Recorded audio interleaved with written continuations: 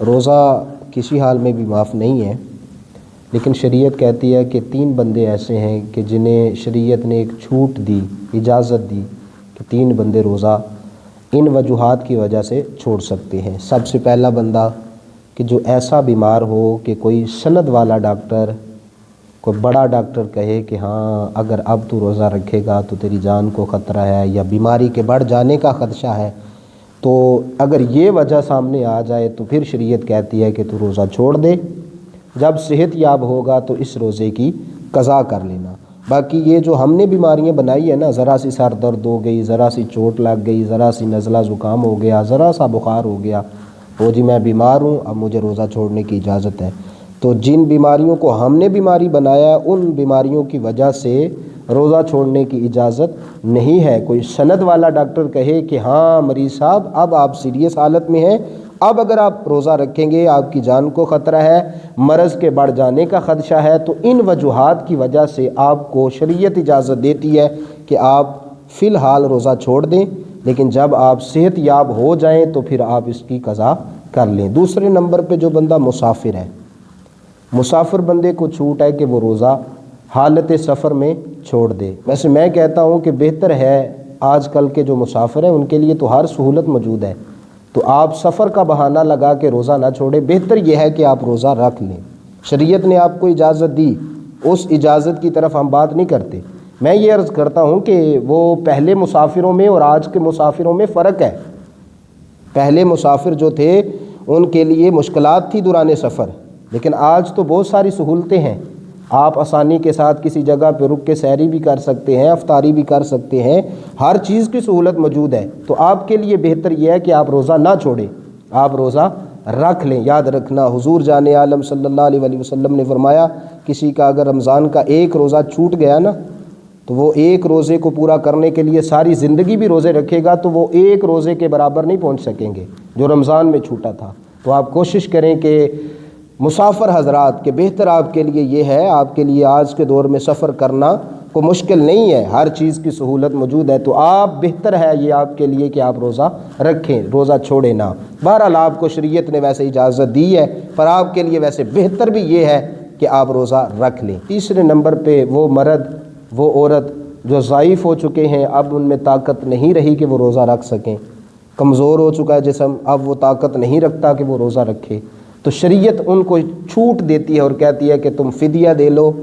اور روزہ چھوڑ دو۔ اب یہاں کیا ہوتا ہے کہ میں فلاں بندے کو کھانا کھلا دوں گا، فلاں بندے کو سحری کروا دوں گا، فلاں بندے کو افطاری کروا دوں گا، تو لہٰذا میرے روزے کا فدیہ ہو جائے گا۔ یاد رکھنا اس طرح روزے کا فدیہ نہیں ہوگا، آپ کو اجر ملے گا سحری کروانے کا، افطاری کروانے کا آپ کو ثواب ملے گا۔ وہ جو نبی پاک علیہ الصلوۃ والسلام نے فرمایا کہ ایک بندے نے روزہ رکھا دوسرے نے افطار کروایا تو جتنا ثواب روزہ رکھنے والے کو ملے گا اتنا ہی ثواب بغیر کسی کمی کے روزہ افطار کروانے والے کو بھی ملے گا، یہ ثواب آپ کو ملے گا۔ پر وہ جو شریعت نے فدیہ مقرر کیا ہے وہ آپ کو ادا کرنا ہی ہوگا۔ وہ آپ فدیہ جو ہے ہر اس بندے کو دے سکتے ہیں جس کو زکوٰۃ لگتی ہے، تو آپ یہ ترتیب خود بنا لیں، روز کے روز دینے ہیں وہ بھی بہتر ہے، ہفتے کے دینے ہیں وہ بھی بہتر ہے، مہینے کے اکٹھے دینے ہیں وہ بھی بہتر ہے، 10 دن کے دینے ہیں وہ بھی بہتر ہے، یہ آپ کی مرضی ہے۔ بہرحال یہ 3 بندے ہیں کہ جن کو شریعت کہتی ہے کہ تم ان وجوہات کی بنا پہ روزہ جو ہے وہ چھوڑ سکتے ہو، ان کے علاوہ ہر بندہ روزہ رکھے۔ مزدور کا اس میں نام نہیں آیا، بعض ہمارے دوست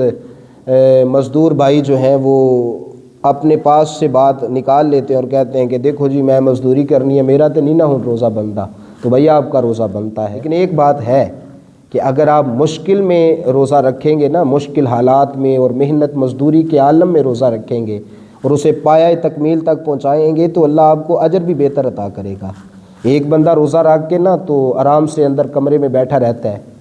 تو اس کا بھی روزہ گزر جاتا ہے، اور ایک بندہ وہ ہے کہ جو روزہ رکھ کے محنت مزدوری کرتا ہے۔ ایک بات آپ نے یاد رکھنی ہے، ایک وہ جو روزہ رکھ کے کمرے میں بیٹھ گیا